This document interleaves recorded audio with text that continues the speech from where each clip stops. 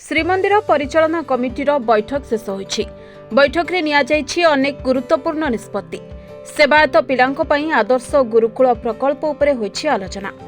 Birla foundation सह चुक्ति होईछि बातिल। नुआ संस्था सह चुक्ति हेबो। माटी तोटारे जमी अधिग्रहण प्रक्रिया शेष होईछि। रत्न अलंकार गणति मणति प्रसंग रे प्रथम दिन तिथि लग्न बार देखि स्थिरीकृत कराजिबो। तारीख स्थिरीकृत होई राज्य सरकार को दियाजिबो। भक्तों दर्शन प्रभावित हेबो नाही। बाहर काठरू दर्शन हेबो। 11 पृष्ठार मार्गदर्शिका प्रस्तुत होईछि। समस्त प्रक्रियार डिजिटाइजेशन हेबो। महाप्रभुंक नूतन रत्न पलंक सेट तैयारी होईछि। केउ शुभ बेलारे यह लागू हेबो से नै सेवायत निष्पत्ति नेबे। गुंडीचा मंदिर खोलिबा प्रसंग रे श्रीमंदिर प्रशासन परिचालना करिबो। गुंडीचा मंदिर केबे खोलिबो से नै परिचालना कमिटीर सदस्य तिथि लग्न देखि विचार करिवे। गुंडीचा मंदिर प्रवेश पाई 10 टंका टिकेट, मोबाइल और जोता स्टांड निःशुल्क। प्रोटोकॉल दर्शन उपरे होईछि आलोचना। श्रीमंदिर प्रशासन तरफरु प्रोटोकॉल व्यवस्था हेबो। एने प्रतिक्रिया रखिछन्ति श्रीमंदिर मुख्य प्रशासक अरविंद पाढ़ी।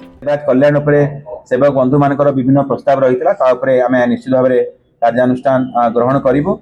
ता सहित सेवायत मानकर बासगृह संबंधी एवं अन्य जहाँ सेवायत कल्याण उपरे सेवक सदस्य माने तांकर जुक्ति एवं तांकर प्रस्ताव गुड़िक आगत करथिले ताकू मध्य आज परिचालना कमिटी बैठक रे आलोचना करा जायछि। आगामी दिन यार आमे अनुपालन करिवो।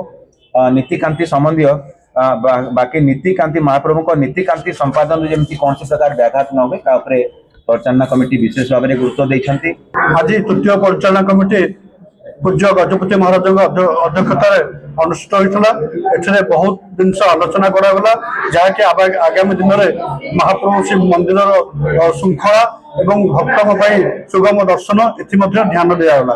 प्रथमतः महाप्रभु जगन्नाथ मंदिर जो आम स्थायी जमा से आलोचना करागला। 1650 कोटी टंका स्थायी जमा रखागला। आगामी दिन में केमती ये आगू बढ़िबो ता योजना प्रस्तुत करागला।